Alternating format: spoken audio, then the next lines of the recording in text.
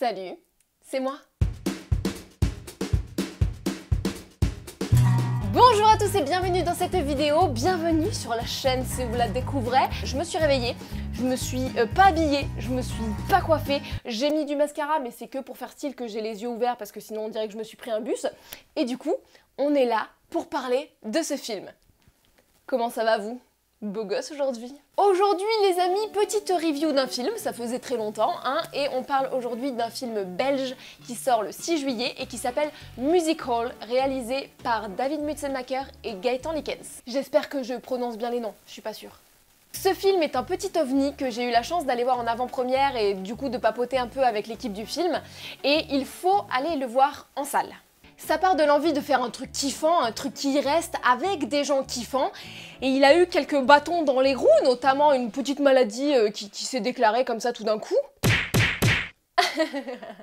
Luc Besson est tombé sur le film, il s'est dit « ça c'est une pépite, moi aussi je veux jouer » et on se retrouve avec un thriller comédie qui déboîte, à mi-chemin entre Dick et Neck et un film de Guy Ritchie, la rencontre improbable de Tarantino et d'Albert Dupontel. Ah ok, mais ça raconte quoi? Le film parle d'une histoire d'amour qui se délite entre Francis, un comptable d'un petit cabaret, et sa femme, Martine, arriviste et délurée.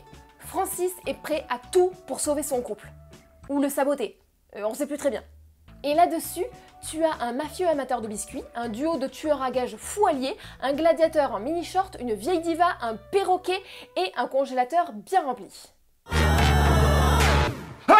Le tout avec un montage dynamité super précis et bourré de détails, un traitement de la musique et du son hyper frais et intelligent, et un boulot de fou en fait. Pourquoi, à mon avis, vous devez voir ce film? 1. Le film est drôle. Ah, Stéphanois, t'as regardé dans le coffre de l'auto? Ça schlag la mort, hein? Quand je l'ai prise, elle était impeccable, hein?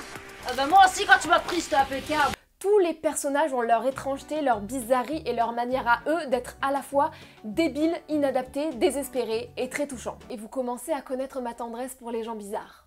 Il y a des vraies bonnes vannes et le montage ne laisse rien au hasard et ça fait du bien de voir un film qui te prend pas pour un con.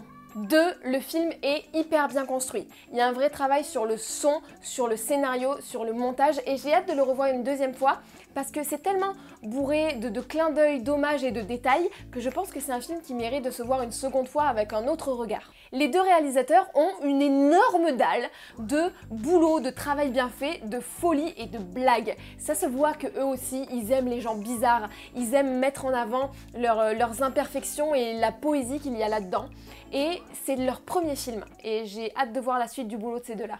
3. C'est un film qui parle d'amour et de comment on est prêt à faire n'importe quoi pour sauver une histoire alors que des fois, il faut pas.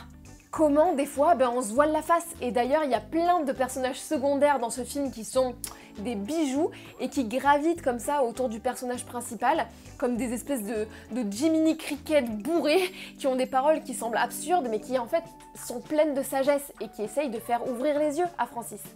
C'est un peu comme quand ton pote Bruno te dit tout bourré. Tu sais, si la personne en face de toi elle agit comme si elle s'en battait les couilles de toi, crois-la, parce que souvent c'est le cas, hein. Resserre-moi un rosé pamplemousse, s'il te plaît. Il est débile, il est bourré, mais il a raison ce con. Bref, je vous conseille d'aller voir cette petite pépite, de dénicher le cinéma du coin qui le sort et d'aller passer 1h20 au frais à partager un bout d'aventure avec ces personnages complètement frappés, mais résolument attachants.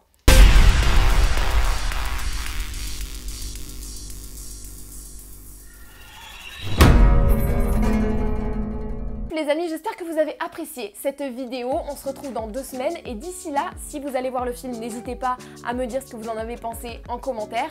Si vous avez kiffé la vidéo, n'hésitez pas à la liker en masse, à partager, Instagram, Pigeon Voyageur, tout ça. On se retrouve très vite. Je vous fais de gros bisous. N'oubliez pas de rêver et je vous souhaite une bonne fucking journée. Et là, j'appuie sur REC et ça fait miaou. C'est bon? Miaou, bon.